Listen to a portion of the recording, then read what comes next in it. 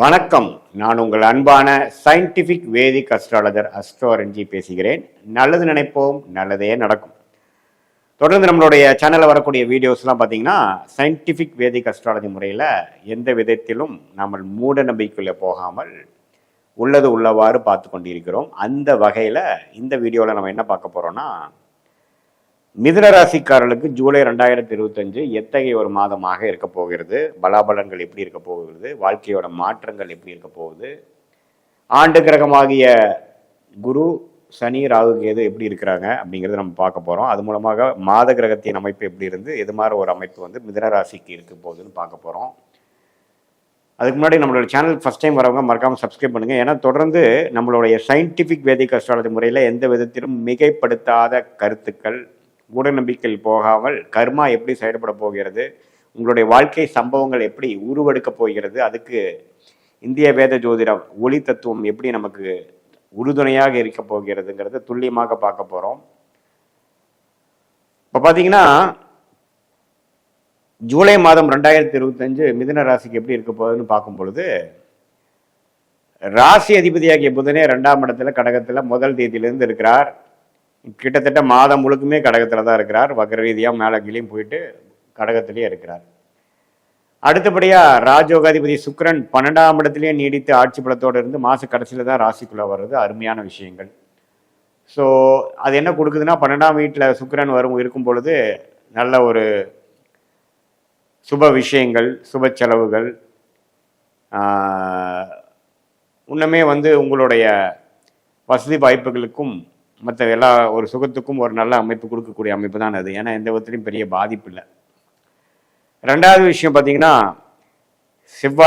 செவ்வாய் வந்து 3ஆம் இடத்துல நட்பு வீட்டில் இருக்கிறது தப்பு இல்லைங்க. 6ஆம் வீட்டுக்கு கனெக்ட் ஆனாலும் நட்பு வீட்டில் செவ்வாய் கடகத்தில் இவ்வளோ நாளாக இருந்து சிம்மத்துக்குள்ளே வருவது அருமையான விஷயம். ராகு பார்த்தீங்கன்னா 9ஆம் இடத்துக்குள்ள வர்றது இருக்கிறது தப்பில்லை. கேது 3ஆம் இடத்துல செவ்வாயோட சேர்றதும் நல்ல விஷயம். ஸோ இப்போ 10ஆம் இடத்துல சனி இருக்கிறனால உங்களுடைய தொழில் வேலையில் முன்னேறக்கூடிய அமைப்பு, முன்னேறக்கூடிய ஃபோக்கஸ் ரொம்ப அதிகமாக இருக்கும். இப்போ இந்த ஏப்ரல் மே மாதத்துலேருந்தே உங்களோட தொழில் வேலையில் நிறைய மாற்றங்கள். இப்போ பார்த்தீங்கன்னா அடுத்தது ஜெயிக்கிறதுக்கு என்ன வழி, நீங்கள் வந்து என்ன ஒரு துறையிலையாகவும் இருக்கலாம், மீடியா துறையில் இருக்கலாம், ஒரு கடை வச்சிருக்கலாம், வியாபாரியாக இருக்கலாம், வேலையில் இருக்கிறவங்களா இருக்கலாம், ஒரு எழுத்தாளராக இருக்கலாம்,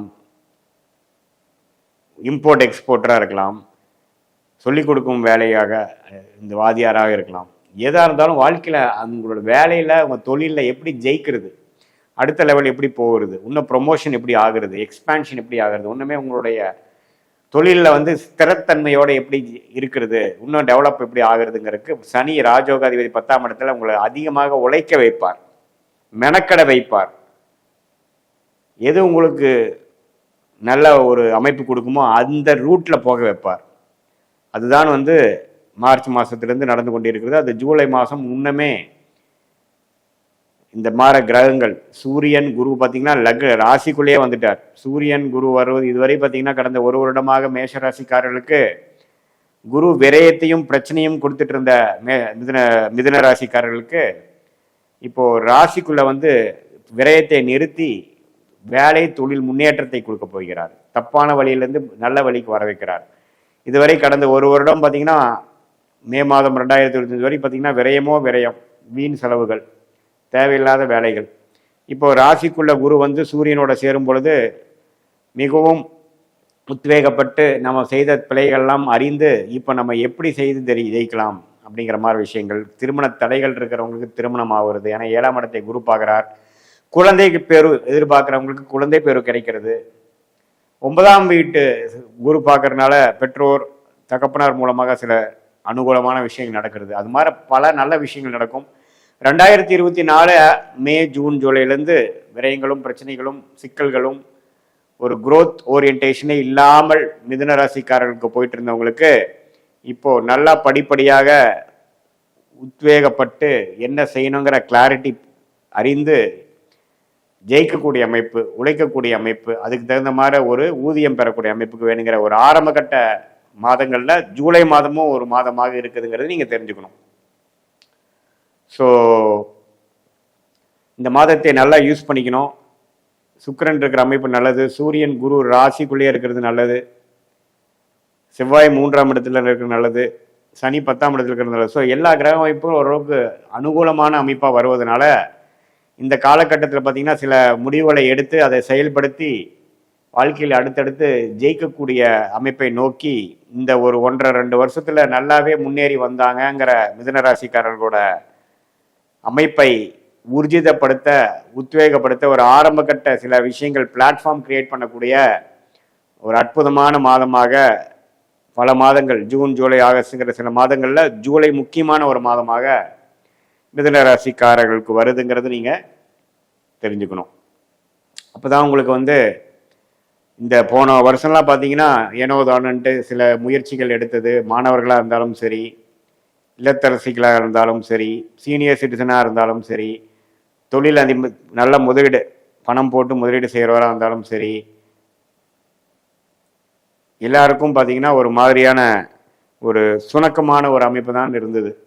ஆனால் இப்போ பாருங்கள், ஓரளவுக்கு எல்லாமே கிளாரிட்டியோட கடன் அடைவது எப்படி, போன வருஷமான கடனை அடைக்கக்கூடிய சில அமைப்புகள், சில திட்டங்கள், அதுக்கு தகுந்த மாதிரி உழைப்புகள், அதுக்கு என்ன பண்ணணுங்கிற மேனிங்கிற ஒரு விவேகமான ஒரு பிளானிங், இது எல்லாமே கொடுக்கக்கூடிய அமைப்பு. அதே சமயத்தில் மாணவர்களுக்கும் கொஞ்சம் நல்ல புத்தி சுவாதீனம், பழைய மாதிரி ஏனாவது ஒன்றும் இல்லாமல் கேர்லெஸ்ஸாக இல்லாமல் கொஞ்சம் பொறுப்புணர்வு வாழக்கூடிய அமைப்பு.